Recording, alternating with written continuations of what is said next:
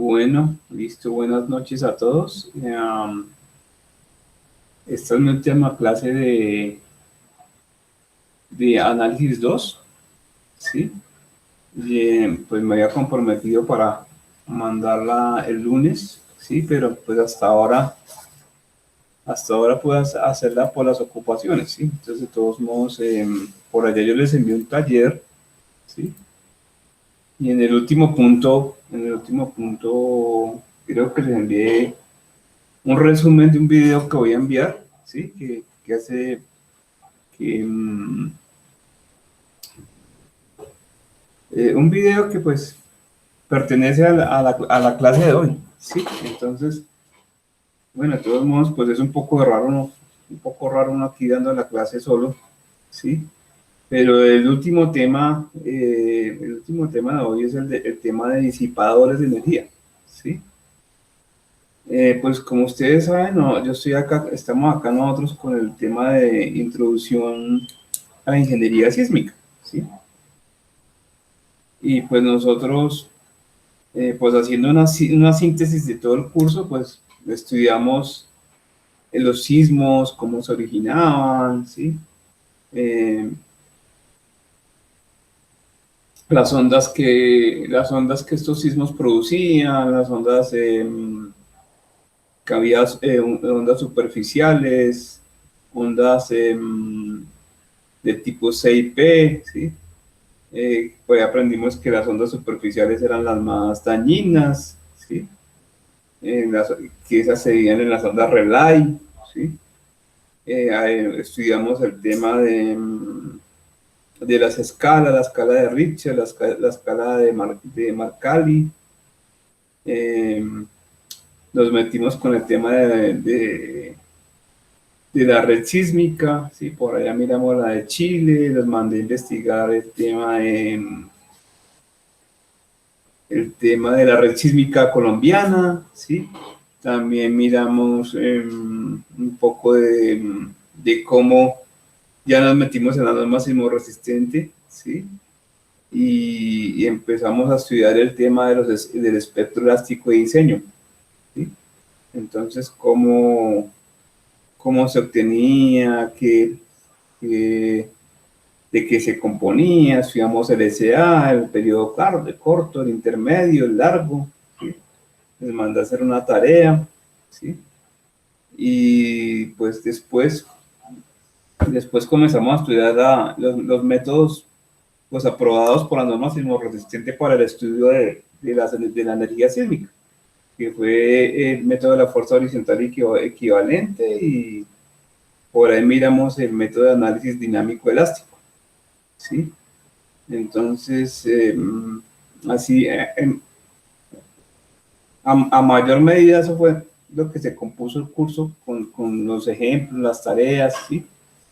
Y pues ustedes pudieron ver que el tema pues es bien, bien, bien, bien extenso, ¿sí? Incluso les dije que este tema daba para hacer en Estados Unidos, en Europa, de ahí hacen magíster, doctorados en ingeniería sísmica. Y ustedes ya se han dado cuenta, pues, mediante las tareas, mediante los parciales y todo lo que han estudiado, se han dado cuenta de que pues el tema es bien extenso. Entonces, pues desde luego les repito que tienen que pues seguir estudiando, leyendo, ¿sí? Miramos también el tema de la dinámica estructural, ¿sí? El tema de vibración, los modos de vibración, ¿sí? Cómo se calculaban esos modos de vibración, tienen que seguir estudiando. Es un tema que es muy importante, es el tema de la disipación de energía, ¿sí? Y pues este se llama, pues, disipadores de energía, ¿sí? La clase se llama disipadores de energía. Pues como, pues le digo, pues todo está dentro de un marco de una introducción, ¿sí? Entonces, pues para ser específico es un poco difícil, pero sí me parece importante pues que ustedes conozcan este tema y sigan estudiando, ¿sí? Y de todos modos ahí en el taller pues también puse una tareita de eso, ¿sí? Eh, este tema pues de energía, ¿sí? Este tema para entender todas las temáticas es necesario como pues a veces entender las cosas básicas, la física básica, ¿sí? La matemática básica, ¿sí? Como para uno tener una base, ¿sí? E ir escalando, ¿sí? Porque pues a veces, pues lo que yo siempre uno critica de que ustedes le meten datos a los programas, entonces por allá sacan los modos, entonces ni siquiera los ingenieros saben, pero ese modo de dónde salió, ¿sí? Porque ese modo es traslacional, porque ese modo, un modo rotacional, lo de la participación de masa, no, es que me dio 90%, pero bien, ¿sí? Pero ¿qué significa eso? Entonces, pues en ese orden de ideas, sí, para entender lo de disipación de energía, pues hay que estudiar la energía en sí, ¿sí? Entonces, pues, total, pues es complejo, estudiar energía es súper complicado, ¿sí? Es súper complicado, pero tenemos que tener al menos unos conceptos básicos, ¿sí? Y saber por lo menos de que pues por lo menos, o sea, la energía, ¿sí? Hay diferentes tipos de energía. Está la energía eléctrica, ¿sí? Que es la que conocemos, ¿sí? Que es la que se produce por medio de allá en las represas, ¿sí? La energía mecánica, que puede ser una bicicleta, la energía eólica, ¿sí? La energía calorífica, ¿sí? Y la energía sísmica. Hay muchos tipos de energía, ¿sí? Energía cinemática, ¿sí? Entonces, cada tipo de energía pues tiene sus características y hay que pues estudiarlas el origen, ¿sí? Estudiar cómo se transforman, de qué trata, ¿sí? Entonces, este tema, la sismicidad, ¿sí? Uno se pone a ver y no es nada más ni nada menos que un tipo de energía, ¿sí? ¿Por qué? Porque pues cuando se produce un temblor, ¿sí? Es la fricción, ¿sí? Es la fricción, ¿sí? La fricción de dos placas, ¿sí? Entonces, esas producen una energía de fricción, ¿sí? Ok, entonces esa energía de fricción, ¿sí? Se transforma en ondas, ¿sí? Entonces van las ondas, que por allá yo decía que en un medio rocoso las ondas viajaban rápido, pero la amplitud era bajita, ¿sí? Y si llegaban a un medio más blando, como un estrato de arcilla, se amplificaban, ¿sí? Y se volvían más lentas. Entonces, por allá, esa amplificación se traducía en que pues, los edificios que son altos eran los que se afectaban. En cambio, en un estrato duro, rocoso, ¿sí? La amplitud era pequeña, entonces afectaba las ondas afectaban a las edificaciones pequeñas. Entonces, total, esa energía, sí, o sea, esa energía que tuvo un origen, sí, digámoslo así, se transformó, sí, se transformó por medio de ondas, sí. Ok, entonces esas ondas llegan a nuestras estructuras y pues se transforman para mí, se transforman en vibraciones, ¿sí? ¿Sí? Y esas vibraciones se traducen pues en lo del periodo, ¿sí? Porque la estructura empieza a ir de un lado a otro, ¿sí? Entonces, eh, por eso les digo, ¿sí? Que es muy importante saber de que la energía, como se dice, no se crea ni se destruye, sino que se transforma. O sea que todo es un proceso de transformación, ¿sí? Entonces, eh, para entender este tema de disipación de energía, pues tiene uno que estar claro, ¿sí? De que la energía, ¿sí? La energía es un proceso, ¿sí? De transformación. Entonces, como les digo, vuelvo y repito, allá el terremoto se originó, el terremoto se en una fricción de placas, ¿sí? Y se produce una energía de fricción, ¿sí? Y esa energía de fricción se transformó en ondas, ¿sí? Y esas ondas llegaron por X o Y, se reflejaron, llegaron a nuestra edificación, ¿sí? Y claro, la van a afectar porque toda acción tiene una reacción, ¿sí? Entonces ahí esa afectación se ve reflejada en vibraciones, ¿sí? Entonces esas vibraciones, pues es el periodo de las frecuencias y todo lo que hemos estudiado. Entonces, ¿a qué voy? ¿Sí? Entonces, la edificación, ¿sí? La edificación en sí, ¿sí? En sí, eh, recibe esa energía, ¿sí? Entonces, lo que yo le decía, lo que yo por allá les decía en otras clases, el tema, imaginen que sea aguado, ¿sí? Una de guada y otra de concreto. Entonces, la de guada va a empezar a moverse muy rápidamente, ¿sí? Y la de concreto, pues tiene más amortiguamiento y pues se va a mover menos, ¿sí? Pero la aguado, ¿sí? La aguada está disipando energía, ¿sí? La de concreto también disipa energía, pero la disipa. Cada uno de los dos sistemas tiene formas de disipar energía. ¿Que cuál es más eficiente? Se podría decir desde el aguado, ¿sí? Pero el tema es lo que yo hablaba de que al hacer movimientos muy fuertes, pues tumbaría todo, ¿sí? Y digámoslo así, sería peligroso para las personas que una estructura que es muy dúctil, pues si se mueve para arriba y para abajo, pues digámoslo así, de un solo golpe lo puede matar a uno. Entonces tiene que haber límites. Entonces, pues por ahí va la cosa del tema para entender el tema de disipación de energía. Entonces hay que entender bien qué es la energía sísmica, cómo se produce, cómo se transforma, ¿sí? Y cómo nosotros con esas estructuras, cuando viene esa energía, ¿sí? La podemos palabras menos, palabras más, como, entre comillas, manejar, ¿sí? Cómo nosotros podemos eh, crear sistemas, ¿sí? de resistencia sísmica, ¿sí? O sea, ya con el tiempo, pues los ingenieros, los científicos, se han puesto, ya estudiando cómo llega esa energía, ¿sí? Cómo la podemos disipar, ¿sí?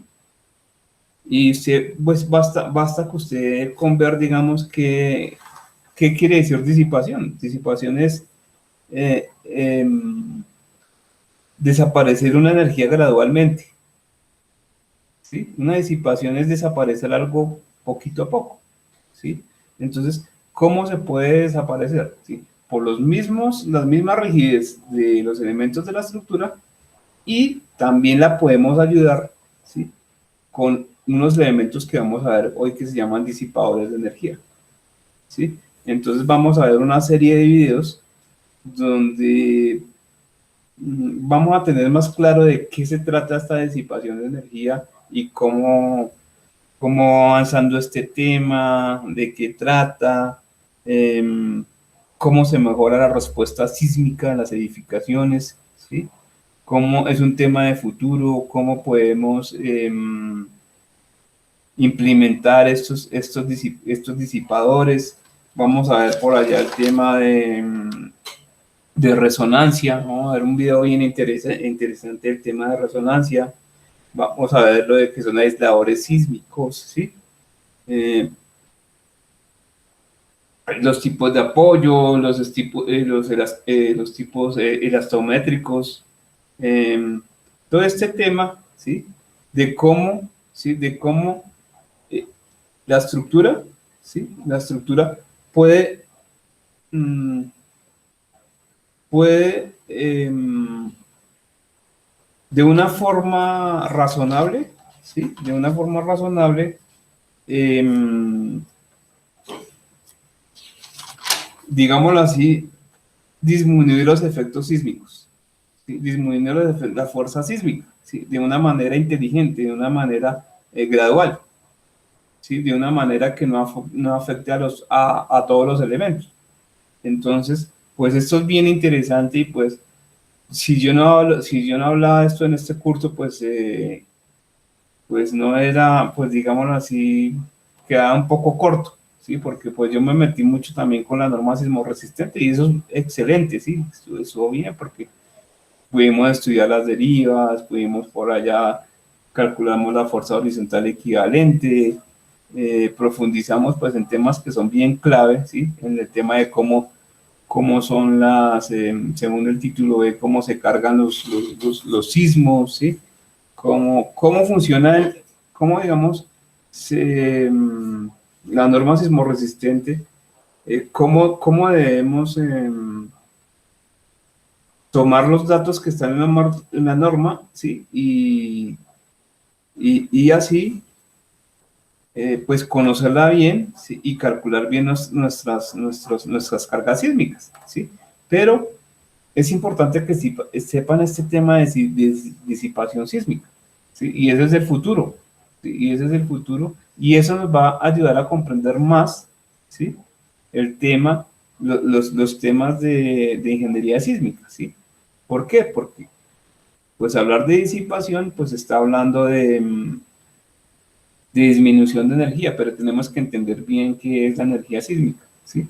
Que la energía sísmica pues lleva aceleraciones, lleva velocidades, excita una masa, ¿sí? Entonces estos disipadores lo que hacen es disminuir esas aceleraciones, disminuir esas velocidades, disminuir esos efectos físicos que excitan la masa de un edificio, ¿sí? Y ayudan, ¿sí? A que pues ellos tengan mayor amortiguamiento y que la respuesta sísmica sea mejor, ¿sí? Entonces, vamos a dar tres videitos, ¿sí? Y pues tal vez los comentamos. Vamos a dar tres videos. Uno de los tipos de disipadores, ¿sí? Otro también de disipadores, pero hoy vamos a ver el tema de resonancia, ¿sí? Y una conferencia de un ingeniero del UNAM de México, ¿sí? Entonces, pues para profundizar ese tema y pues yo los invito a que sigan estudiando el tema para entenderlo mejor, ¿sí? Es un tema súper chévere y que es súper aplicativo. Aquí en Colombia, desafortunadamente, como no hemos tenido terremotos graves, pues ahí están relajados, ¿sí? Pero el día que haya un terremoto muy fuerte, van a tener que hacer estos disipadores de energía que ya están súper implementados en Chile, ¿sí? Sí, los países más avanzados son Chile. Acá, digamos, en estas latitudes está Chile, México, Estados Unidos y por otro lado en Japón. Sé que en Turquía también hay, ¿sí? Pero los chilenos son unos duros en este tema porque, claro, todos los días tiembla, entonces pues tienen que estar muy, muy, muy pilas en estos temas. Entonces ya vamos a mirar,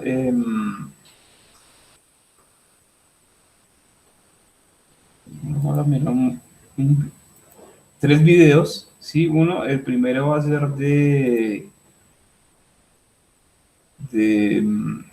los tipos de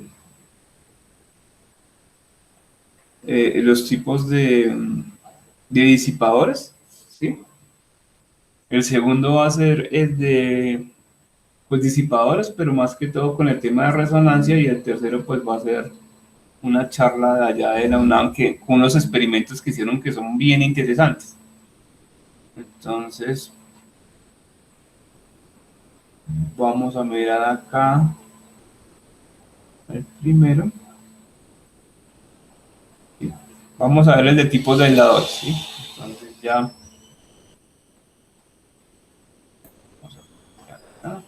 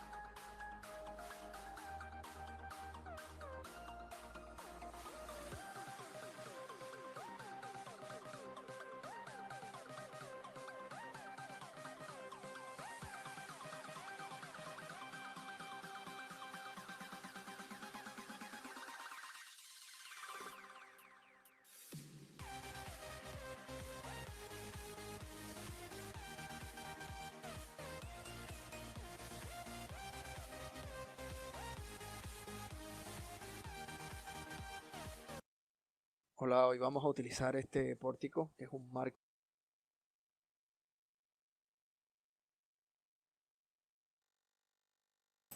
Listo, entonces miramos bien, miramos el tema de los disipadores sísmicos y vimos cómo esos tipos elastrométricos que esos los usan bien, los usan bastante en Chile. Allá hay una empresa que se llama Ulco, ¿sí? Si quiere visítela por internet. Entonces ese es como el primer video, ¿sí? Después es, digamos,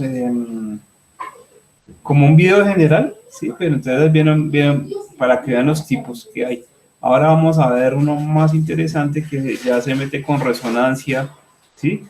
Y, y ahí le meten, ahí van a mirar cómo se coloca un disipador y cómo disminuye el amortiguamiento y cómo pues las cosas son mejores. Sí, ya vamos a mirar el próximo.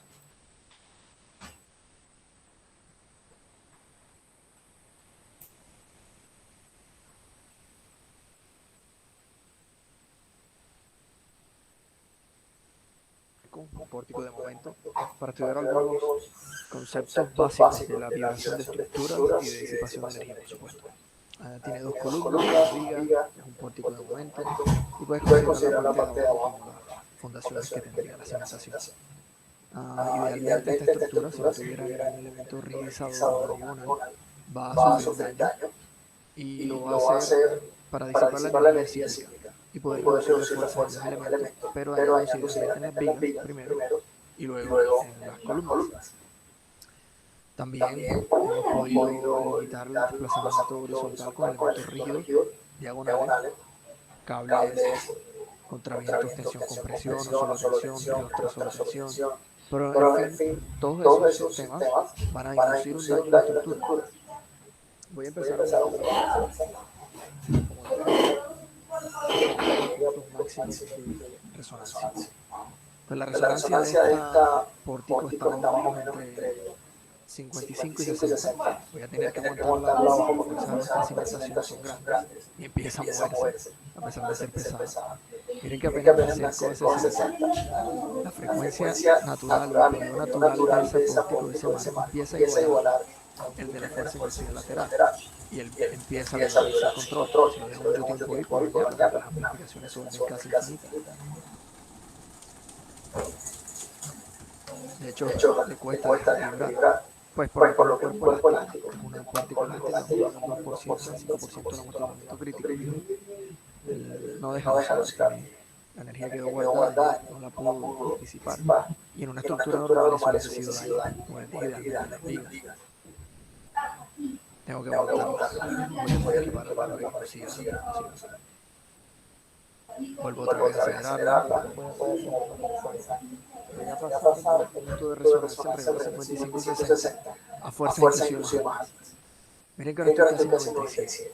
¿Y por qué no está oscilando de la misma manera? Porque las deformaciones laterales ya no son iguales. Estamos viendo esos efectos que conocemos como el moment damping, el amortiguamiento modal de esas columnas, de ese pórtico. Permite que la estructura esté tan fuera de fase con el registro sísmico, en este caso la fuerza que le estoy induciendo, que tiene desplazamientos menores a pesar de ser fuerzas más altas.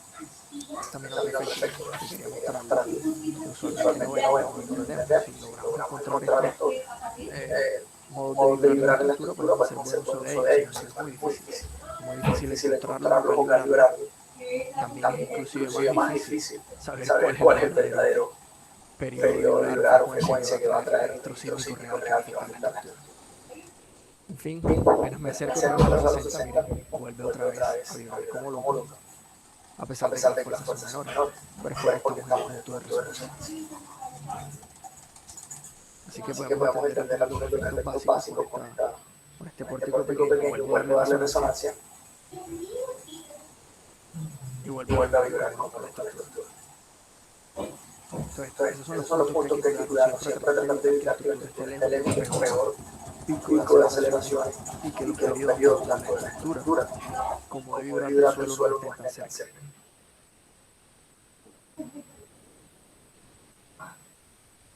Ahora voy a tratar de hacer el mismo comportamiento, pero voy a inducir un elemento diferente. Le voy a introducir la estructura, este elemento que se llama contraviento restringido a la ductilidad. Es un contraviento como cualquier otro de riestra normal, con su punto de fluencia, generalmente de acero, y que está unida a un elemento menor que se llama limitador de fuerza, en este caso un tenco. Tenco es un limitador de fuerza que trabaja por la fricción de superficies especiales y que nos permite tener alta disipación de energía y no permitir a ese contraviento entrar a fluencia. Usualmente es una curva cuadrada porque tiene la misma fuerza tanto en tensión y en compresión y es estable ciclo tras ciclo, sin importar el registro sísmico. No se degrada en el tiempo y va a permitir que el contraviento no entre a fluencia. Pues sencillamente la manera de diseñar con él es buscar el punto de fluencia del brazo, del contraviento de la riostra, y fijarlo a ese punto de activación. Cuando el tenco se activa al punto de fluencia que está suspendido la riostra, ella no va a entrar en fluencia, sino que el tenco se activa y empieza a disipar energía. Podríamos hacerlo con una ductilidad ficticia, pero a la vez perfecta, porque el tenco va a hacerlo por muchos ciclos sin degradarse como lo haría un contraviento, una riostra común. Entonces, si nuestro contraviento tuviera, qué sé yo, 1000 kilonewton, también ponemos como un factor de seguridad, podemos activar el tenco a 1000 kilonewton y nunca permitir que esa riostra entre en fluencia o en ductilidad. Aquí voy a empezar a activar el marco y vemos que a fuerzas bajas el contraviento está funcionando como una riostra rígida, un contraviento rígido, un cuerpo completamente rígido. Todo el marco está trabajando como un cuerpo rígido. Pero apenas que llegamos al punto de fluencia ficticio del tenco, o en otras palabras, la fuerza de activación, él empieza a deslizarse y no permite que la riostra entre en ductilidad, causando una gran disipación de energía en todo el sistema. Yo voy a llegar al mismo punto de resonancia, ya ni siquiera tengo que tener el marco. El tenco y el contraviento restringido a la ductilidad en general está haciendo todo el trabajo. Las fuerzas de la cimentación son menores. Ya no tengo ni siquiera que sostenerla por la gran disipación de energía que tiene el sistema. Igual voy a irme a frecuencias mucho más altas en las que puedo también controlar las deformaciones, y a pesar de que tenga fuerzas más altas, el sistema sigue trabajando. La verdadera ventaja del sistema y de este tipo de control de la energía sísmica es que, uno, las propiedades intrínsecas de la estructura cambian muy poco. Ustedes podrán revisar en casa las ecuaciones de vibración de fricción y verán que sí, la fricción funciona. Quiero hacer un paréntesis ahí, porque no es fácil hacerla funcionar si en realidad funciona, si es estable. Y eso solamente se hace con testeo. Las características no cambian. Yo puedo bajar, subir la frecuencia sísmica, ir al punto de resonancia. Aquí la estoy bajando en este momento. Y la estructura vuelve a su centro sin mayor esfuerzo. Voy a volver rápidamente al punto de resonancia y él sigue trabajando. Es una estructura que puede aguantar varias réplicas de la misma intensidad del sismo máximo probable, usualmente 2% de probabilidad en 50 años, y él sigue funcionando. Inclusive puedo volver otra vez a la resonancia, pero el contraviento restringido a la ductilidad, en especial la acción del tenco, le permite seguir disipando la energía. Esta es una estructura que muy seguramente pueda ser ocupada inmediatamente después del sismo severo. Básicamente, ¿qué hicimos? Reducir esa demanda sísmica sin inducir daño. El contraviento y el tenco han hecho su trabajo y pueden recibir nuevas réplicas en un futuro. Ahora, ¿qué diríamos? ¿Cómo otra forma podría yo controlar eso, un elemento dúctil? Una de las maneras más fáciles puede ser con algún elemento de contraventeo. En este caso vamos a usar unos cables. Estos cables simularían el comportamiento de un contraviento de tensión solo, que trabaja en dos direcciones. También puede ser con un contraviento de tensión-compresión. Pero si yo coloco estos cables, voy a lograr tener algún control efectivamente sobre la deformación lateral. Pero lo interesante es que veamos qué le pasa a las fuerzas. Usualmente nuestro diseño lineal en el software se limita a calificar el desempeño de una estructura por el desplazamiento lateral. Pero controlar el desplazamiento lateral por fuerza bruta o por rigidez excesiva tiene un defecto, y es que va a causar que las fuerzas vayan muy alto. Dentro de los sistemas de ductilidad o basados en el daño, los contravientos son, digamos que, muy fáciles de usar. Y estos dos cables representan un contraviento que trabaja solo a tensión, o también unos cables, solo que aquí son bastante elásticos, pues no van a entrar en fluencia, pero él va a empezar a controlar la energía sísmica en un sentido y en otro.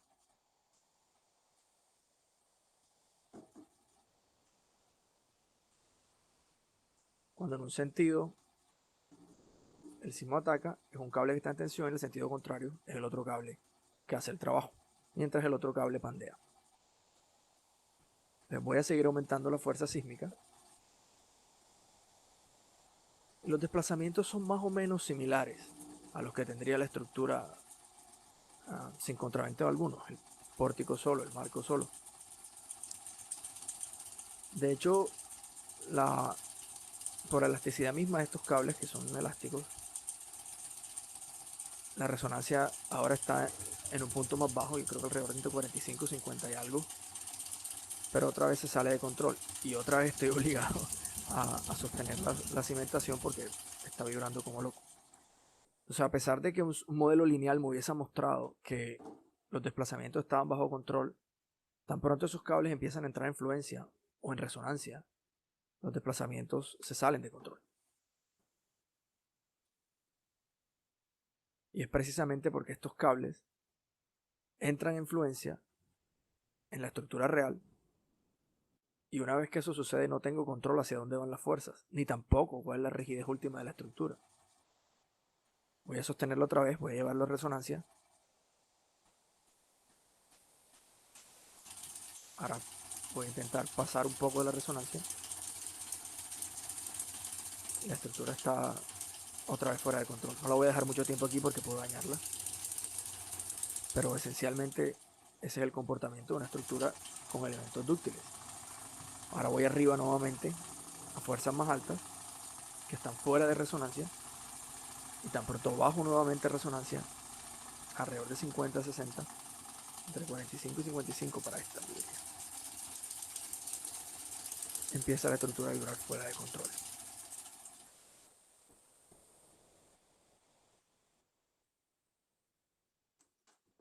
O sea, que aparentemente los cables estaban haciendo un buen trabajo, nuestra estructura en las conexiones, en las columnas y en la cimentación está recibiendo fuerzas mucho más altas que si hubiésemos disipado esa energía con algún método de disipación. Voy a volver a instalar el contraviento restringido a la ductilidad, que otra vez es una barra normal con un punto de fluencia del tenco, y que van a hacer un trabajo considerable en disipar esa energía. Vamos a ver de nuevo que al punto máximo de fluencia que tendría eventualmente ese contraviento, no va a haber fluencia. Va a haber una fluencia ficticia, un comportamiento de fluencia ficticia que es repetible ciclo tras ciclo. Quiero aclarar aquí que este comportamiento, digamos que lo estamos suponiendo porque el tenco es capaz de hacerlo, pero debe confirmarse. No porque suceda aquí va a suceder a escala real. Para eso es importante hacer el testeo del 100% de los aparatos.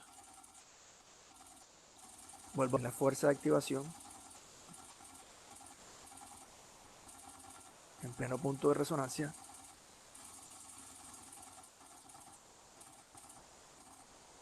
La estructura sigue trabajando bien, no tengo ni siquiera que sostener la base. Las fuerzas en la cimentación son reducidas considerablemente, eso es lo que hace que la estructura sea más económica. Espero que les haya gustado.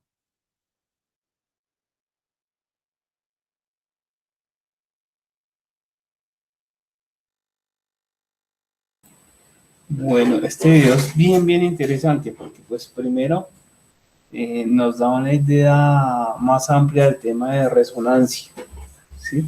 Entonces, ¿qué pasa? Todo este tema, ustedes se ponen a ver el tema de este espectro de elástico diseño, el tema de la norma, el espectro elástico diseño de la norma, de la SUA, de la SUB, del periodo de diseño. Eh, Ellos lo que quieren, en una de las, digamos, de las cosas que se quieren evitar es que las estructuras entren en resonancia con las frecuencias del suelo, ¿sí? Entonces ustedes miraron ahí, o sea, ese tema es un poco difícil de entender, pero ustedes vieron que el aparato que tenía ahí ese dispositivo que vibraba a revoluciones por minuto, ustedes se dieron cuenta que de un rango de 0 a 40, pues vibraba y pues la estructura tenía unos movimientos entre comillas normales, pero cuando llegaba por allá a 60, ¿sí? Ya entraba a resonancia con las vigas y las columnas de ese pórtico, y comenzaba, él dijo que ya los movimientos eran infinitos, ¿sí? Y después ya cuando subía a 70, 80, 90, vea que bajó la resonancia, ¿sí? Bajó pues esos movimientos, digámoslo así, se puede decir un poco locos, eh, esos movimientos un poco locos ya no se presentaban. Entonces ahí, pues en ese experimento, las vibraciones estaban por allá a las 60 revoluciones por minuto, se presentaba la resonancia, y eso también ocurre en la naturaleza, ¿sí? Y puede haber que haya un terremoto que produzca una resonancia, y por eso es que por allá se dice, esa es una de las, digámoslo así, de las razones por qué se tiene que decir que las estructuras son sismoresistentes, no antisísmicas, porque puede haber un terremoto que entre en resonancia con las estructuras y las vuelva nada. Si entra, ¿sí? Y las las pone a vibrar infinitamente, ¿sí? Entonces, ¿qué pasó? ¿Qué es lo interesante? Primero para que ustedes vean ya como que tengan un concepto más claro de resonancia y sigan estudiándolo, ¿sí? Y segundo, vean que después él colocó una barra que tiene un disipador, ¿sí? Y ya, digámoslo así, dislocó la resonancia. Ya cuando estaba en 60, pues la estructura ya no entraba en resonancia, ¿sí? Y comenzó pues a vibrar mejor, ¿sí? Y pues según digamos el presentador, las reacciones en la cimentación fueron más suaves, ¿sí? Entonces, fíjese una de las ventajas de la resonancia, la estructura, ¿sí? La estructura se movía menos, ¿sí? O sea, tenía más amortiguación y por ende, pues, se comportaba mejor sísmicamente, ¿sí? Y segundo, las reacciones en el suelo fueron mejor. ¿Qué pasó? Me gustó el último experimento. El último experimento colocó lo que nosotros llamamos la cruz de San Andrés, ¿sí? Entonces, al principio, también de 0 a 40, súper bien. Usted, los desplazamientos, súper bien, se comportaba muy bien la estructura, ¿sí? Y eso pues me acordó fue de las derivas, porque cuando en la estructura metálica uno quiere controlar derivas, se le coloca las cruces de San Andrés y listo, eso mejora el desplazamiento, ¿sí? Pero fíjese que esa cruz de San Andrés no evitó la resonancia. Cuando llegó también a 50 revoluciones el dispositivo, comenzó a hacer desplazamientos infinitos y se empezó a mover locamente o sea, los cables también entraron en resonancia, ¿sí? Y es decir, pues esos cables sí pues, son unos disipadores de energía, pero no efectivos, ¿sí? Y también producen más reacción a las bases. Entonces, ese video nos enseña mucho, ¿sí? De lo que, para qué sirve, por qué es tan importante los disipadores de energía y por qué, Por ahí vamos a ver otro video, pues que dice que no son caros y por allá dicen que actúan como un fusible, ¿sí? Entonces, ese video es bien, de los videos interesantes que yo ya he visto ese. Bueno, entonces vamos a ver ahora ya la última, la charla del profesor de la UNAM, ¿sí? Y con eso terminamos este tema y listo, ¿sí? Entonces ya vamos a...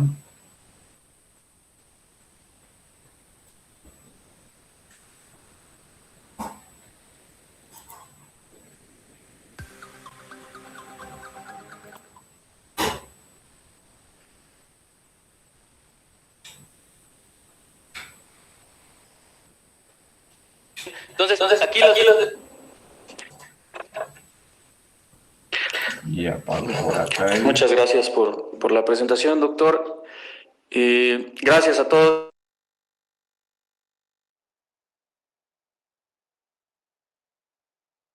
Para mí que es muy interesante. Es lo que he estado haciendo en los últimos años y realmente me ha gustado mucho. Espero que a ustedes también les guste un poco de lo que vamos a hablar aquí. Titulé a esta presentación Terremotos contra disipadores de energía sísmica. ¿Quién gana, quién pierde? Y pues un poco para tratar de despertar el interés en el tema, sobre todo en los estudiantes. Varios de mis estudiantes están acá, lo cual me llena de mucho gusto y ojalá que pudiéramos despertar el interés en ellos para que sigan con este tema. La presentación está muy enfocada a los estudiantes, espero que sea de su agrado. Y bueno, vamos a empezar. Para empezar, hice estas pequeñas preguntas y yo les pediría que también me ayudaran un poco a reflexionar sobre ellas y a contestarlas. ¿Qué pasa si nosotros protegemos a nuestra infraestructura? ¿Quién gana? ¿Quién creen que gane si nosotros usamos sistemas innovadores para proteger nuestra infraestructura? Pensando un poco, ¿quién gana? Pues ganan primero las estructuras, que son las que sufren. Ganamos nosotros, ganan los dueños, los ocupantes, y en general gana la sociedad. Si nosotros usamos sistemas innovadores que protegen a las estructuras, gana nuestra sociedad en general, ¿no? Y nosotros dentro de esa sociedad, ¿qué pasa si no las protegemos? Pues vamos a perder. ¿Quién pierde? Perdemos todos, pierde la sociedad. Es un poco más difícil incluso buscar soluciones innovadoras, es decir, es un camino un poco más duro, un poco más difícil. ¿Por qué? Porque implica que tenemos que estudiar más, conocer un poco más, invertirle más tiempo, a veces más dinero, pero al final de cuentas hay un beneficio que se ve reflejado en la sociedad. A veces lo más fácil es irse por lo que todo el mundo hace, seguir lo tradicional, seguir métodos constructivos tradicionales, a lo mejor métodos de diseño también tradicionales, pero que a lo mejor pudieran no tener los resultados que nosotros queremos. Entonces, pues, ¿quién gana o quién pierde? En general, la sociedad, ¿no? Muy bien. Bueno, ¿cuál es el mensaje clave de esta presentación o el mensaje clave que me gustaría que se llevaran? Pues es esto que lo formulé en forma de pregunta y es: las estructuras equipadas con disipadores de energía sísmica, ¿serán mejores que las tradicionales?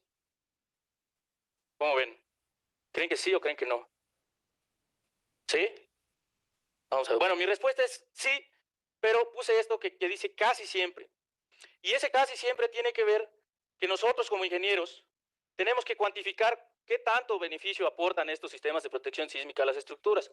Es decir, para eso estudiamos tanto en la facultad, llevamos cálculo, mecánicas de materiales, análisis estructural, en fin, muchas materias que a veces son un poco pesadas. ¿Para qué? Para llegar a esto, a poder cuantificar.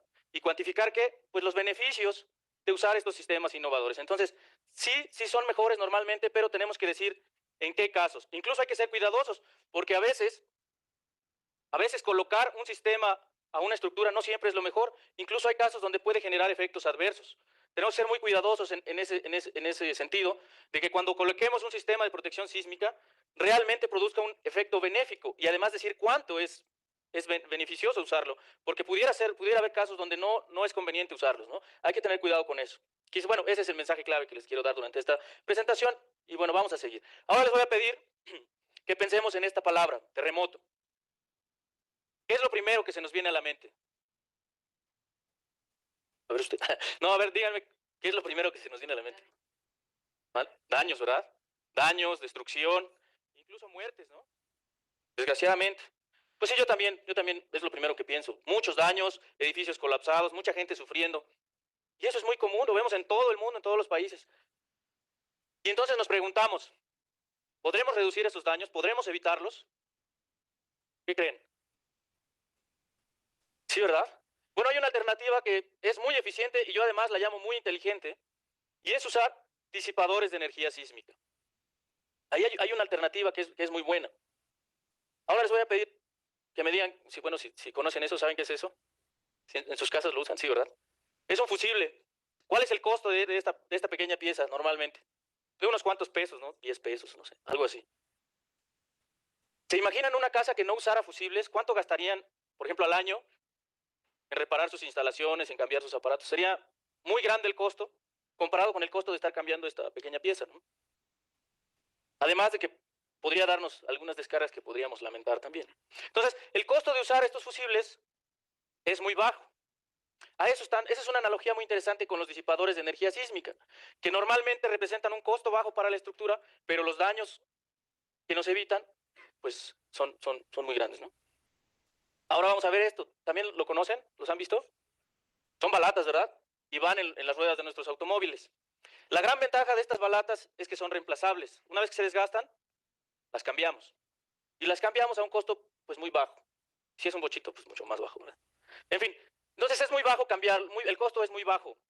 El costo de reemplazar es muy bajo. Además, otra cosa también, y que no había mencionado, pero el tiempo es muy importante, porque el tiempo de cambiar estas balatas, pues es relativamente bajo, comparado de que si tuviéramos accidentes, el costo de reparación de nuestro vehículo sería muy elevado, ¿no? El costo y el tiempo, además de que nos podría causar daños a nosotros mismos, que esos pues no son cuantificables a lo mejor a veces, pero sí son muy importantes, incluso más valiosos que lo económico en la mayoría de las veces, más bien siempre, ¿no? Bueno, con las estructuras entonces podríamos hacer algo similar. Entonces aquí yo estoy preguntando, en los edificios que habitamos, ¿qué hacemos?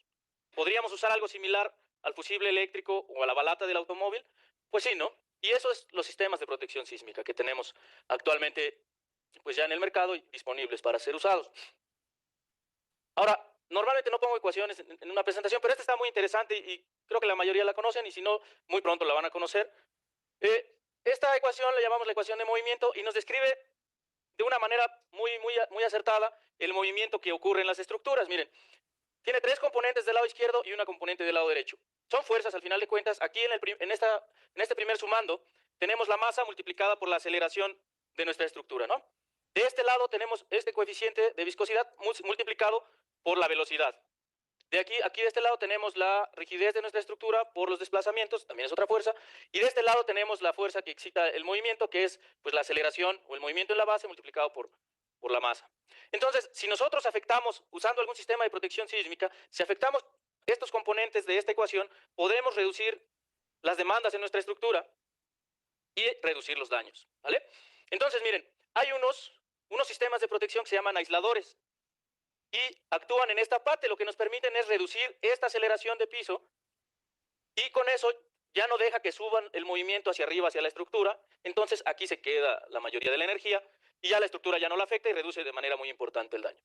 Hay otros, por ejemplo, unos que se activan con el desplazamiento. Si nosotros metemos algún sistema de protección que reduzca estos desplazamientos, pues va a reducir los daños en la estructura.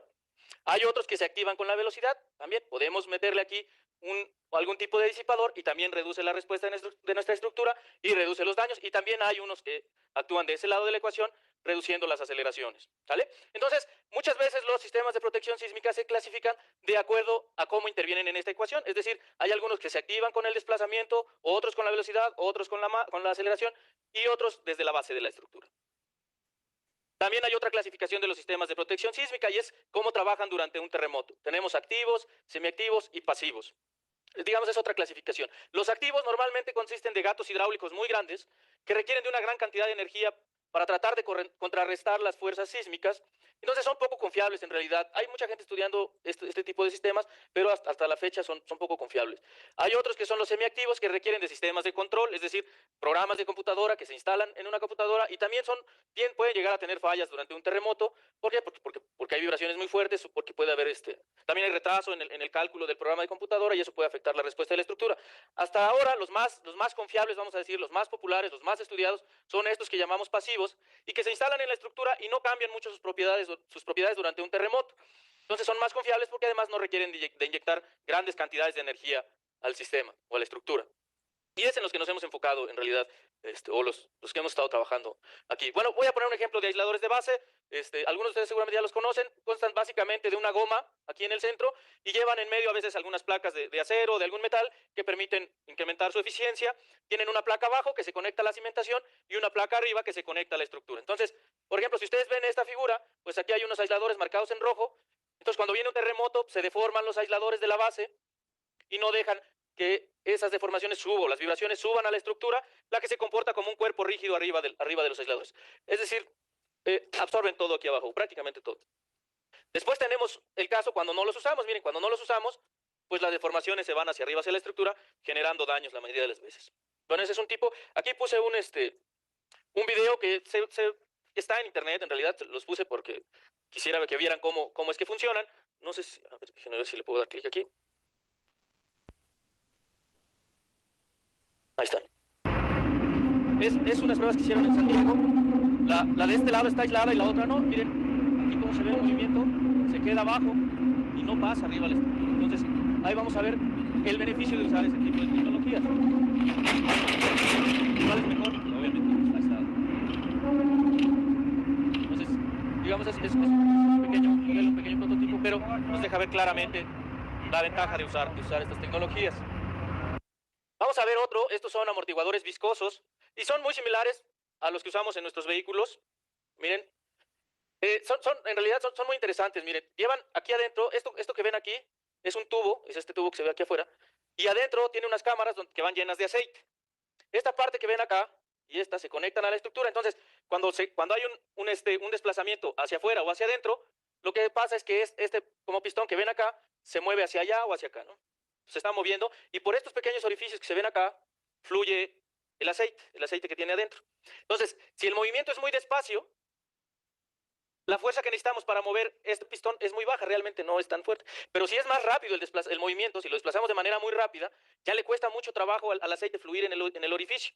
Entonces, ¿qué pasa? Que este movimiento, el abrir y cerrar de este pistón, depende mucho de la velocidad. Por eso, hace rato en la ecuación les decía que hay algunos que se activan con la velocidad, ¿sale? Entonces, normalmente, a esto se les llama amortiguadores del tipo viscoso y tienen un fluido o un aceite dentro de ellos.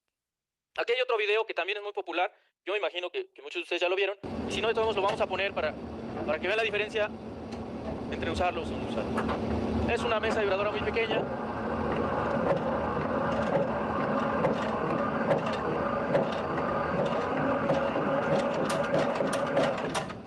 Entonces ahí se ve la diferencia. Yo preferiría estar adentro del que tenía los disipadores y no del otro, ¿no? En el otro pues, estaríamos rebotando para todos lados. Pero bueno, ahí está la diferencia. Entonces, ¿quién gana o quién pierde? Pues gana el que tiene definitivamente el que tiene los disipadores, ¿no? Bueno, aquí hay otro tipo de disipadores. Estos se llaman disipadores histeréticos, normalmente se les conoce, y normalmente están hechos de un metal. Son unas placas de acero, como ven aquí. Bueno, hay varios tipos, este es uno de ellos que está hecho de placas. Este marco que ven aquí representa la estructura. Entonces, cuando se desplaza hacia un lado o hacia el otro, hace que estas placas, que son estas, fluyan en una dirección o en la otra, es decir, se plastifica el material, disipan energía por comportamiento plástico. Y eso hace que estemos disipando grandes cantidades de energía. Entonces, aquí hay otro tipo de disipadores, miren, que las placas no son como las anteriores, sino tienen una forma de U, también disipan energía. Aquí hay otro tipo de disipadores, también se les conoce como histeréticos, pero su principio de trabajo trabajan por medio de la fricción, ¿no? Entonces, estas conexiones que ven acá están diseñadas para que se desplacen y generen fricción, y eso pues, también disipa energía. Y bueno, a los que quería llegar en realidad es a estos. Se llaman contraventeos restringidos al pandeo, o sus siglas en inglés, VRVs, se conocen como VRVs, son como más se conocen. Se instalan también como diagonales en las estructuras, como podemos ver aquí. Y aquí hay un esquema, pues, de uno de los fabricantes. Miren, tiene un núcleo de acero, que es el que se conecta aquí en las estructuras con estas plaquitas, y lleva una funda que está hecha de un tubo de acero y va rellena de concreto. Son muy populares, en realidad, estos dispositivos. Fíjense, estuve platicando con una colega de San Francisco, que trabaja en la zona de San Francisco, en Estados Unidos, y me decía que en su oficina donde trabaja, el 50% de los edificios que diseñan ahí llevan este tipo de disipadores. O sea, son muy populares. ¿Por qué son tan populares? Porque son muy simples, como les puse acá. Y miren, lleva un núcleo de acero, es acero convencional que encontramos en cualquier lado, y una funda, como ya les había dicho, hecha de un tubo normalmente de acero, y se rellena de concreto. Entonces, el núcleo que es de acero se mete dentro del tubo y se rellena de concreto, como se ve acá. uno de los fabricantes disipando grandes cantidades de energía.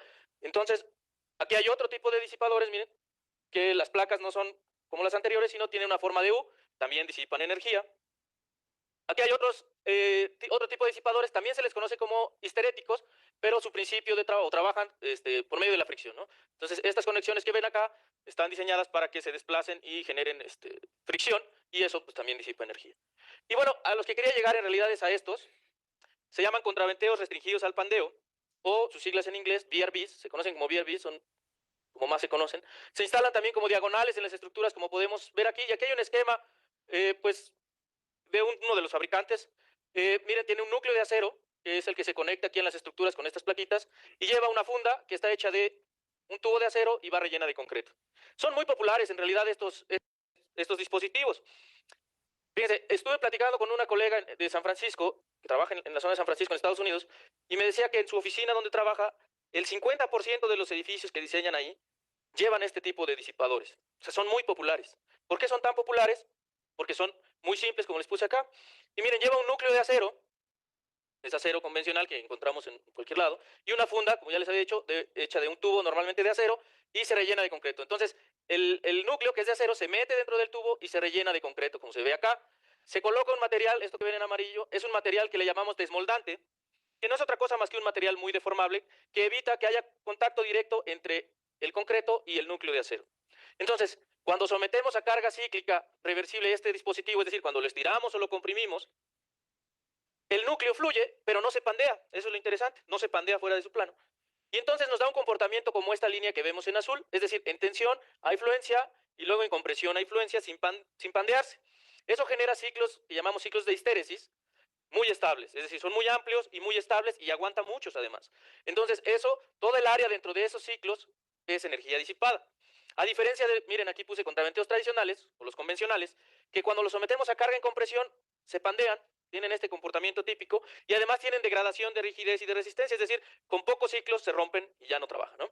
A diferencia de los otros. Entonces sí hay una gran ventaja de usar los VRVs, o los famosísimos VRVs.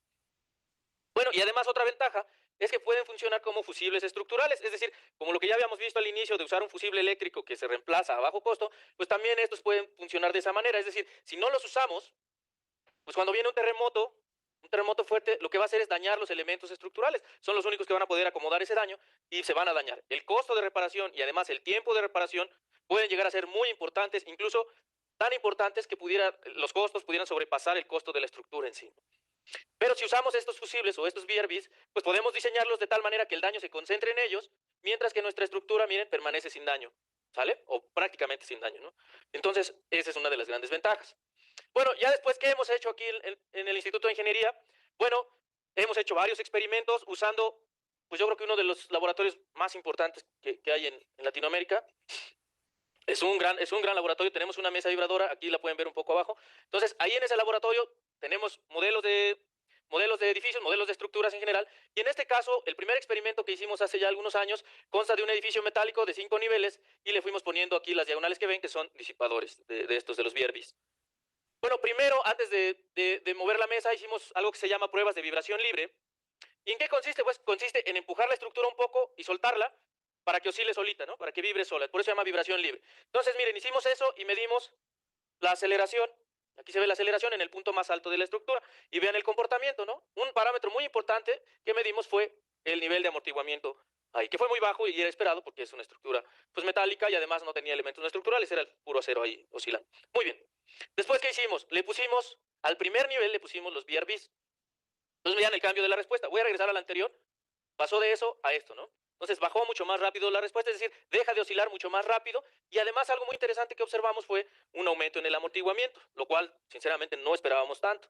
Y luego en el segundo nivel y vimos que cae más rápido la respuesta y un amortiguamiento más alto.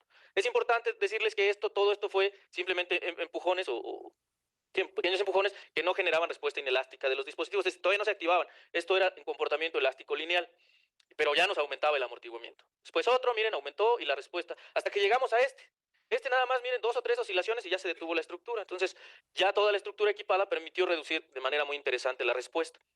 Y ahí graficamos, fue una de las cosas muy interesantes que encontramos, que fue que subió el amortiguamiento de una manera muy rápida. Y bueno, es algo que sinceramente no esperábamos, pero es algo muy bonito, muy interesante cuando se hacen experimentos, que podemos encontrar cosas que a veces los programas de computadora o los números no nos dicen, pero sí nos los dice el experimento. Eso es algo muy interesante. Entonces, yo los invito a los estudiantes, sobre todo, pues que si tienen la oportunidad de usar los laboratorios que tenemos acá, pues úsenlos, porque siempre van a encontrar cosas muy interesantes, ¿no? Y además otras personas no han observado, entonces eso pues le da un valor adicional a su trabajo. Muy bien. Después, en este mismo edificio pequeño, les repito, era en escala 1 a 10, es un edificio más o menos como de mi altura, o sea, no muy grande, pero, pero que sirve mucho para hacer este tipo de estudios. Bueno, entonces miren, aquí está el edificio otra vez, sin disipadores y aquí con disipadores. Y si se dan cuenta tiene unos lingotes de plomo, les pusimos más masa, más peso, para poder pues, representar algo más realista, más interesante, con niveles de carga mayores. Bueno, después lo probamos, les digo, sin disipadores y con disipadores. Aquí hay un video de una de las pruebas que hicimos. Les tengo que advertir que no se va a ver nada espectacular, no se colapsa el edificio, es nada más las vibraciones que tenemos ahí.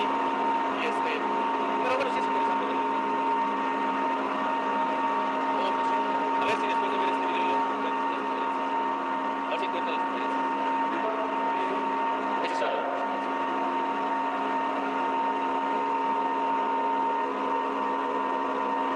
Bueno, ahí se está moviendo la base y eso hace que se mueva todo el modelo.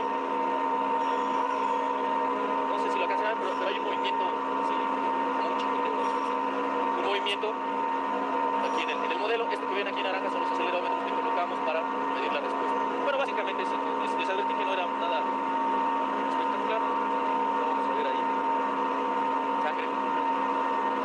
Pero bueno, esa es la prueba que hicimos. Luego otro video aquí ya con los disipadores.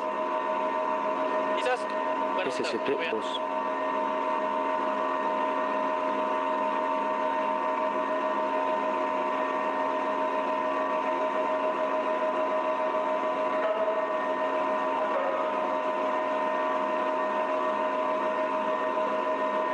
no se mueve. Pero ahí ya se va a empezar a mover. Entonces ahí se mueve la mesa.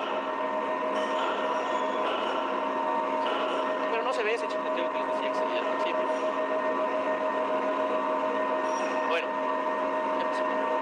¿vieron si sirven? Bueno, entonces, sé que no se ve mucho, pero aquí vamos a ver cómo se midió la respuesta. Miren, ahí los aparatos nos van a decir. Entonces, estas líneas que ven en gris son los desplazamientos estimados en la parte más alta del edificio, y los que están en negrito son los que también, pero con los disipadores de energía, ¿no? Entonces, vean la diferencia es muy grande. Y el nivel de daño que en una estructura ya real, pues a mí no me gustaría estar en la otra estructura, ¿no? Preferiría estar en la que esté en negrita. ¿Por qué? Pues porque la respuesta es mucho menor, ¿no? Podemos comparar no solo los picos, es decir, la respuesta máxima, sino que toda la respuesta en toda la historia, y vemos que es pues muy benéfico usar estos dispositivos. Otra vez, ¿quién gana o quién pierde? Pues si los usamos, ganamos todos, ¿no? Gana la sociedad en general. Bueno, este es otro experimento que hicimos en un edificio de concreto reforzado. Igual lo probamos en realidad probamos dos, uno con disipadores y uno sin disipadores. Ya fue un edificio mucho más grande. Este tenía un factor de escala de 1 a 3. Y bueno, ese también estuvo muy interesante. Fue un edificio hecho de prefabricados. ¿Qué quiere decir? Que todas las piezas se fabricaron en una planta, y en un transporte lo trajeron al laboratorio, y en el laboratorio se ensambló todo. Fue muy rápido, muy eficiente, eso sí tengo que decirlo. Y bueno, ya le fuimos colocando otra vez los disipadores y medimos el amortiguamiento. Entonces, miren, como era un edificio de concreto, esta es otra cosa interesante. Inició con un nivel de amortiguamiento mayor al de acero, ¿no? Lo cual ocurre muchas veces. Las estructuras de concreto tienden a tener un amortiguamiento mayor. Y luego, cuando fuimos poniendo los disipadores, fue incrementando el amortiguamiento. Estas pruebas que ustedes ven aquí, o estos resultados, corresponden a pruebas con vibraciones muy bajas, vibraciones que todavía no generaban respuesta inelástica ni en los dispositivos ni en la estructura. Entonces todo fue nada más para estimar estas propiedades, bueno, propiedades como esta, como el amortiguamiento. Entonces vemos, o pudimos comprobar, que hubo otra vez un incremento en el amortiguamiento, muy interesante. Ahí voy a poner un video de una de las pruebas ya que hicimos con ese modelo, pero ya con un movimiento sísmico. En realidad es el registrado en la estación SCT durante 1985. El terremoto sutilmente de los años. Van a ver cómo se mueve el edificio y pues cómo funciona muy bien con los disipadores. Se colapsa, funciona muy interesante.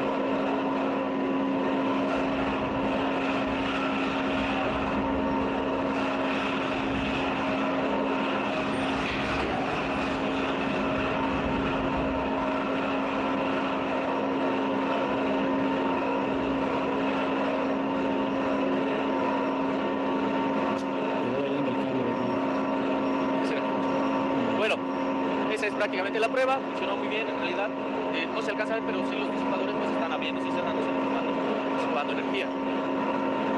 Bueno, prácticamente esto es toda la prueba. Bueno, esa prueba. Y vemos ahí, vamos a comparar ahora la respuesta con, que es la línea negra, y sin los VIPs, que es la línea azul. Entonces, si vemos otra vez, pues tan solo como comparar los picos, vemos que los desplazamientos fueron menores a la mitad, ¿no? Del orden por ahí. Entonces, sí conviene usarlos. Entonces, miren, después estas gráficas también están interesantes. Hicimos las mismas pruebas que vieron ahorita, pero para varios niveles de intensidad, primero 50, 100, 150 y 200%. Y en todas las distorsiones de entrepiso, que son las diferencias de desplazamiento entre un piso y otro, que en realidad son las que generan daño estructural, pues siempre andaban del orden de la mitad, quizás un poco menos. También los desplazamientos, ¿no? Estos son los desplazamientos máximos. Otros parámetros muy importantes son la velocidad y la aceleración de piso, que actualmente ya se están empezando a cuantificar. ¿Por qué? Porque muchos elementos no estructurales y contenidos son sensibles a estos parámetros, a las aceleraciones y a las velocidades, y muchas veces las pérdidas de esos contenidos pueden ser muy cuantiosos. Incluso el costo de esas pérdidas puede llegar a ser mayor que la misma estructura. Entonces, por eso es importante cuantificarlo. Y vimos aquí que si bien no se redujeron estos dos parámetros, por lo menos no se incrementaron, lo cual también es bueno de saber, ¿no? Muy bien. Otra cosa muy interesante que encontramos en este experimento fue la degradación de rigidez. Aquí medimos o estimamos de una manera indirecta la variación de la rigidez. Entonces, la rigidez, miren, para todas las pruebas que hicimos con este movimiento sísmico del 85 de la estación SST, fuimos midiendo cómo variaba la rigidez de la estructura. O sea, la estructura es esta, sin disipadores, hubo una degradación de rigidez al final casi del 60%. Sin embargo, cuando usamos los disipadores, la degradación de rigidez fue casi del 30%, un poquito menos del 30%, es decir, más o menos de la mitad. ¿Qué implicación tiene esto? ¿Por qué es importante? Porque como es una estructura de concreto, si se degrada mucho, quiere decir que tiene muchas grietas el concreto, ¿no? Entonces, se va acumulando daño y entonces nuestra estructura podría vivir menos que la otra. Es decir, si usamos disipadores, podríamos prolongar la vida útil de nuestra estructura.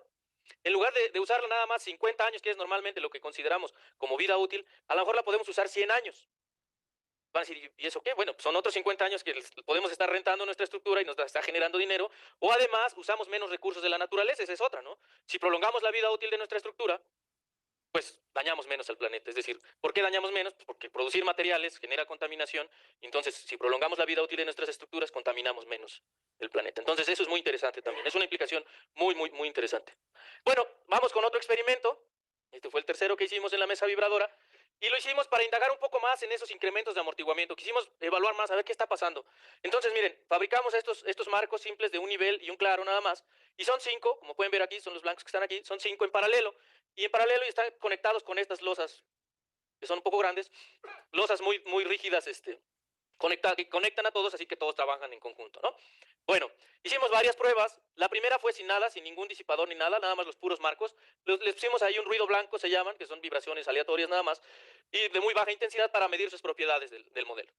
Después le instalamos solo un contraventeo convencional, es decir, no disipadores sísmicos, sino nada más una diagonal ahí convencional de las que normalmente se usan. Y ya después quitamos ese convencional y metimos un disipador, luego quitamos ese y pusimos 2, y luego 3, y luego 4, y luego 5. O sea, fuimos incrementando el número de dispositivos.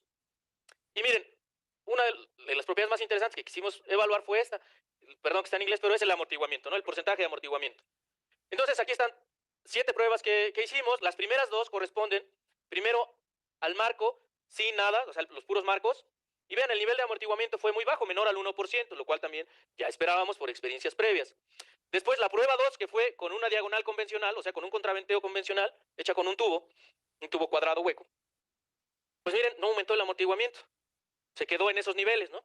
Pero cuando pusimos los dispositivos, que son todas estas pruebas, aumentó mucho el amortiguamiento, que ya de los experimentos anteriores ya lo esperábamos un poco. Pero miren, lo más curioso fue esta tendencia, que con un solo dispositivo tuvimos un amortiguamiento, y cuando íbamos incrementando el número de dispositivos, en lugar de subir el amortiguamiento bajaba. Eso fue algo muy interesante también de encontrar. Y bueno, empezamos a buscar explicaciones, y miren, esta variable que ven acá es el amortiguamiento. Entonces, preguntamos, ¿por qué se reduce el amortiguamiento con el número de dispositivos? Entonces, graficamos las deformaciones en la azotea, con 1, con 3 y con 5 dispositivos. Entonces vemos que entre más dispositivos tenemos, las deformaciones son menores. Entonces vimos que de alguna manera estaban asociados ese amortiguamiento con el nivel de deformación en nuestra estructura. Después, pues buscando un poco en la literatura, vimos que unos investigadores que se referencian acá, pues vieron esto, que al extraer el núcleo de un contraventeo hay deformaciones ahí extrañas, ¿no? Vamos a llamarlo. Y luego otros investigadores también hicieron unos análisis numéricos y vieron algo similar. ¿Qué quiere decir? Que cuando el dispositivo se comprime, la funda no deja que se pandea, pero ocurre algo muy interesante que se llama pandeo en modos superiores, es decir, que se forman pequeñas ondas en toda la longitud del núcleo del dispositivo, y esto que ven acá, que se llaman crestas, o sea, la parte más alta de estas deformaciones, se empieza a tallar con la funda, ¿no? Y entonces se empieza a generar fricción y empieza a disipar energía por fricción. Entonces, lo que voy a regresar un poco a la anterior. Entonces, cuando teníamos deformaciones más grandes con un solo dispositivo, esas onditas, o había más onditas y eso generaba más deformación. Y cuando tenemos más dispositivos, la deformación es menor, entonces tenemos menos onditas y menos fricción, menos disipación de energía. Entonces, esa es la explicación que le encontramos. Bueno, ya acabamos con ese experimento, procedimos a un cuarto usando unas piezas de cristal. En este experimento todavía estamos trabajando, hemos tenido algunas dificultades porque no sabemos trabajar bien el cristal. O sea, apenas estamos aprendiendo, pero es muy interesante. Y entonces, a estos marcos que ven acá, que todavía no terminamos de estudiar, le estamos conectando unos disipadores de energía. Entonces, ahí estamos trabajando en eso. Vamos a ver después a qué llegamos con esto, pero también está muy interesante. Y pues igual los estudiantes, si quieren contribuir o colaborar, también son bienvenidos para... Y no solo en este proyecto, sino en otros que también tenemos, ¿no? Bueno, ojalá que les interese el tema de los disipadores. Bueno, ¿qué pasó después de todas las pruebas que hicimos? Miren. Bueno, aquí lo puse en un texto, pero en realidad es que después de haber hecho varios experimentos hemos aprendido muchas cosas. Y entonces eso nos permitió proponer un nuevo tipo de disipador, un nuevo VRV, pero miren, qué interesante, de bajo costo. Entonces hemos estado trabajando en este, ya lo hemos ensayado varias veces. Esta es una curva de histéresis ya de laboratorio, no es numérica, sino es experimental. Y pues realmente yo diría que no le pide nada a una de las que están en el mercado. ¿Vale? Una comercial, o sea, da muy buenos resultados, pero la gran ventaja es que pues, obviamente es de bajo costo. Es un producto hecho por nosotros en México, es mexicano, entonces es muy interesante tener ese tipo de cosas y todo gracias a la experiencia que tuvimos de haber hecho experimentos bueno, aquí, ¿no? Entonces, pues es interesante que también hayamos podido realizar esto. Y bueno, ya acabamos con los experimentos. Ahora quisiera invitarlos a hacer una reflexión. Miren, si las estructuras equipadas con disipadores de energía son mejores, ¿por qué no se usan con más frecuencia en México? Como que deberían de usarse más, ¿no? En otros países se usan más. Bueno, yo las razones que encuentro, las causas, primero es desconocimiento. O sea, muchas veces no sabemos cuáles son los dispositivos que hay. Ignorancia, bueno, también incluido ahí. También hay otra cosa muy interesante. No hay muchos estudios costo-beneficio que nos digan, ok, vas a usarlos, ¿cuánto te vas a gastar, pero cuánto vas a ganar, ¿no? Eso falta también mucho por hacer y quizás los estudiantes podrían contribuir ahí. También hay falta de normatividad. Si bien hay unas guías, hay varias cosas, pero la mayoría están en inglés y hay poco realmente en cuanto a normatividad. También hay rechazo, hay reticencia. Muchas personas, yo lo he escuchado de muchas personas, tienden a descartar los disipadores de energía antes de usarlos, ¿no? Y estoy hablando de diseñadores normalmente o gente que está involucrada en esto. Quizás sea un poco también ese rechazo o esa reticencia tenga que ver con el desconocimiento también, ¿no? Bueno, y otra cosa muy interesante es que se cree que los disipadores son muy costosos, o sea, lo vemos como algo muy caro o muy lejano, ¿no? Y la verdad es que no es cierto, o sea, no es cierto. ¿Por qué? Porque ya muchas patentes ya se vencieron o ya hay muchos disipadores que ya son muy comerciales, ya no es tan caro. Y nosotros hemos hecho algunos estudios sobre esto y ahorita les voy a mostrar algo, pero antes quisiera ver o quisiera que también reflexionáramos sobre cómo podemos vencer estos obstáculos. Y bueno, lo que yo creo es que podemos hacer difusión, dar capacitación, ¿sale? Para vencer, digamos, el desconocimiento de la tecnología. También muy interesante cuantificar los beneficios que nos dan este tipo de tecnologías, pero no solo cuantificar la respuesta. Muchas veces como ingenieros decimos, te reduce la respuesta a la mitad. Pero eso no le dice nada al inversionista, hay que cuantificarlo también en términos económicos. Y eso pues, se puede hacer, nada más que hay que invertir un poco más de tiempo, pero sí se puede hacer. Y otro, pues, también hay que contribuir, hay que tratar de participar para elaborar una normatividad mucho más clara y a veces mucho más simple, ¿no? Bueno, eso es lo que yo creo. Esto es lo que les quería mostrar sobre unos análisis que hicimos y que ya recientemente lo publicamos en una revista reconocida, lo cual también le da mucho valor. Bueno, comparamos varios casos. Miren, de este lado pusimos costos iniciales y de este caso sumamos sumamos los costos iniciales más las pérdidas probabilistas traídas a valor presente, ¿no? Entonces, digamos que podemos decir que estos son los costos iniciales y estos son los costos totales durante la vida útil de nuestro edificio o de nuestra estructura. Entonces, esto que ven en rojo corresponde a una estructura tradicional, mientras que las otras corresponden a estructuras equipadas con los VRVs. Bueno, todo se normalizó con respecto al rojo. Miren, entonces aquí es 1 y pues sí, bueno, este es 1, ¿no? Quiere decir que es el costo de lo que ven en rojo, es decir, de la estructura tradicional. Entonces, miren, cuando evaluamos el costo inicial de las estructuras equipadas con los disipadores, pues podemos ver que pueden ser mayores, pero también pueden ser menores. ¿Por qué? Porque al meterle disipadores también podemos reducir el tamaño de las columnas y de las traves que le metemos, entonces también ahorramos un poco ahí. Pero la verdad es que las diferencias, miren, son menores al 5%. O sea, ¿por qué son menores al 5%? Porque aquí estamos incluyendo no solo el costo de la estructura, sino el costo de los elementos no estructurales típicos que tiene un edificio de estos. De hecho, fue una estructura de hospital la que evaluamos. Y el costo de los contenidos también, ¿no? Entonces, cuando incluimos todo el costo total de nuestra estructura, es decir, incluyendo contenidos y elementos no estructurales, pues las diferencias tienden a ser muy bajas, realmente. Entonces, ¿es muy caro meter disipadores? Pues la verdad es que no, porque el costo es menor al 5%, las diferencias son menores al 5%. Ahora veamos cuando evaluamos, cuando incluimos todas las pérdidas y costos de reparación y todo que nos podría generar durante los 50 años que se consideraron. Entonces, miren, la más cara fue la estructura tradicional, ¿vale? Y las más baratas, invariablemente, son las que tienen los disipadores. ¿Por qué? Porque ahí está incluido el tiempo de reparación también, que también es importante. Porque estas, pues realmente nada más es llegar, quitar tornillos y meter un nuevo fusible. Entonces eso también está metido. Ahora, hay unos que son más caros que otros. Miren, este 3 que ven acá, por ejemplo, pues sí, al principio gasté un poco menos, pero pues lo pago en el futuro, en el largo plazo, ¿no? Y, por ejemplo, en este cuarto, también está interesante, gasté un poquito más al principio, pero en el largo plazo, pues gasto menos. Entonces, ese es el tipo de análisis que se tienen que hacer para poder decir si conviene o no usar los dispositivos. Bueno, ya para concluir, miren la primera conclusión. Las estructuras equipadas con disipadores sísmicos normalmente sí son mejores que las estructuras convencionales. Y digo normalmente sí porque otra vez tenemos que cuantificarlo, tenemos que decir cuánto, ¿vale? Luego, la otra es que nos corresponde a nosotros como ingenieros, ustedes que son estudiantes ahora y que van a ser ingenieros en el futuro ya muy cercano, pues tenemos que promover el uso de esta tecnología en beneficio de ¿quién? Pues de la sociedad, ¿no? O sea, al final de cuentas nosotros somos parte de la sociedad y si promovemos el uso de estas tecnologías, vamos a crear un beneficio tanto nosotros como en todos, como parte de este grupo que se llama sociedad. Bueno, y bueno, además tenemos que ayudar a superar esos obstáculos que actualmente limitan el uso de estas tecnologías. Entonces, ¿quién gana o quién pierde? Pues la sociedad en general, ¿no? Ese es digamos, el mensaje que les quisiera dejar. Y bueno, pues muchas gracias por escucharnos, espero que les haya gustado la plática.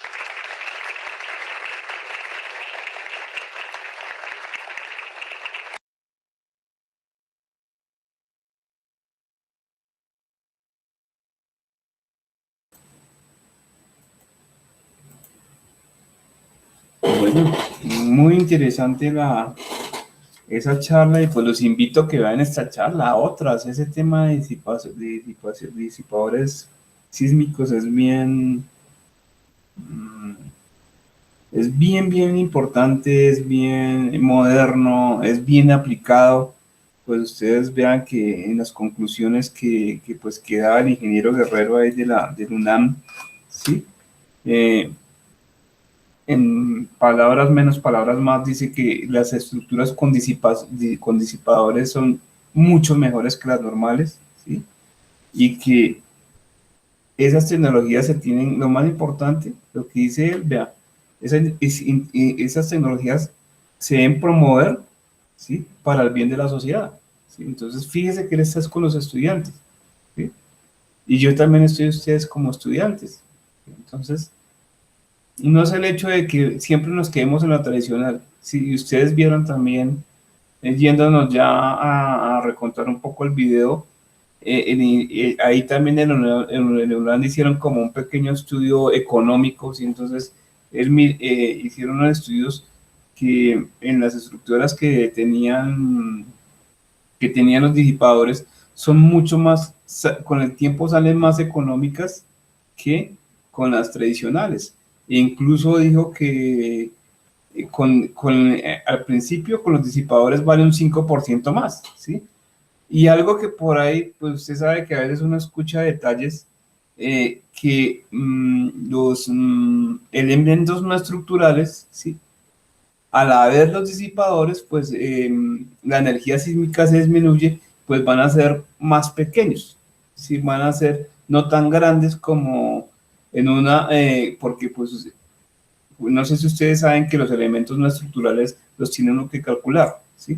Con la fuerza sísmica de diseño, pero como es la fuerza del sísmico ya está, digámoslo así, ya está disminuida, ¿sí? Por los disipadores, pues obviamente pues esos elementos no estructurales van a salir más, digámoslo así, más económicos, ¿sí? Y por ende pues también va a haber menos masa y la estructura se va a comportar mejor, ¿sí? Eso por un lado, porque pues vi que el ingeniero Guerrero le da bastante énfasis a que pues, que pues todo el mundo pues decimos que, pues, que eso es algo sofisticado y que vale muchísimo dinero, y no, pues ellos están demostrando de que no, ¿sí? Él habla ya de los BRBs, ¿sí? Y que ellos están produciendo unos BRB mexicanos que son muy competitivos comercialmente y que son también muy competitivos a nivel de ingeniería, ¿sí? También pues destaco un tema que pues, les aconsejo que estudien son esas curvas de histéresis. Esas curvas de histéresis son bien importantes de los desplazamientos, ¿sí? De que va y viene, ¿sí? Va y viene y resiste, ¿sí? Otra cosa que yo destaco es cómo experimentan ellos. ¿Sí? Ustedes pueden ver que por allá ellos tenían unos pórticos, entonces los pórticos, hubo un pórtico un pórtico que no tenía nada. El otro le colocaron un contraventeo normal, ¿sí? El otro ya le colocaron los disipadores, ¿sí? El otro con dos disipadores, ¿sí? Entonces comenzaron a ver, no, que el amortiguamiento, entonces cuando el pórtico sin nada, el amortiguamiento era cero, ¿sí? Después le colocaron el contraventeo y vea, tampoco dio amortiguamiento. Cuando le colocaron uno, vea, subió bastante, ¿sí? Le colocaron dos, se mantuvo igual. Y después cuando le colocaron más bajo el amortiguamiento, entonces ellos, pero ¿qué pasó? ¿Sí? Entonces comenzaron a investigar, ustedes se dieron cuenta, y era un tema de fricción. ¿Sí? Por eso es tan importante, por eso es tan importante la investigación. ¿Sí? Entonces, ellos tienen su aparato, entonces, su laboratorio, disculpe, y pues van concluyendo, van mirando, van mejorando el producto, ¿sí? Entonces, ¿por qué pasó esto? ¿Por qué se están colocando más disipadores y está bajando la amortiguación? Entonces, se dieron cuenta que el tema era un tema de fricción, ¿sí?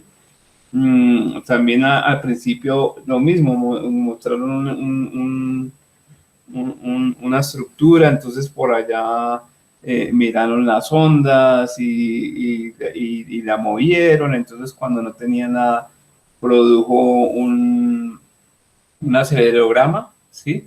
Y que le colocaron disipadores en el primer piso, bajó la amortiguación, ¿sí?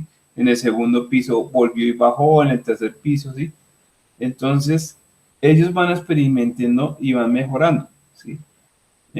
Pues destaco eso de que pues ellos afortunadamente tienen ese laboratorio y ya saben de la importancia, ¿sí? La importancia de este tema de disipadores, ¿sí? También pues él habló ya pues un poquito al principio en la parte un poco teórica, entonces habló de que había unos pasivos, ¿sí? Unos semiactivos y unos activos, entonces él dice que los mejores son los pasivos, ¿sí? Porque pues los otros son, digamos, los activos y semiactivos son controlados electrónicamente, entonces digamos que no son tan eficientes, entonces que los eficientes son pasivos. Pues habló de los aisladores de base, sí, esos que los chilenos andan muy avanzados en este tema de los aisladores de base, sí. Habló hay bastantes tipos, hablaba de los viscosos, o sea, los que tienen amortiguación, también los de fricción y los de BRB, ¿sí? Que son los que trabajan allá en el UNAM. Entonces, ellos trabajan como un fusible, ¿sí? Un fusible, se dañan y los pueden volver a reemplazar y listo, entonces salen económicos. Entonces, pues es bien interesante este tema de disipación sísmica. Sí, entonces, bueno, listo, entonces ya pues doy por finalizada la clase y las clases de este curso, sí, pues espero que pues que hayan aprendido, sí, espero que pues que sigan estudiando, espero que pues lo que yo les expliqué les sirva para su vida profesional y pues fue un gusto trabajar con ustedes, ¿sí? Listo, entonces esta grabación también hace parte del último punto del taller, ¿sí? Entonces, bueno, pendientes. Entonces, muchas gracias y que tengan muy buena noche. Y gracias por todo.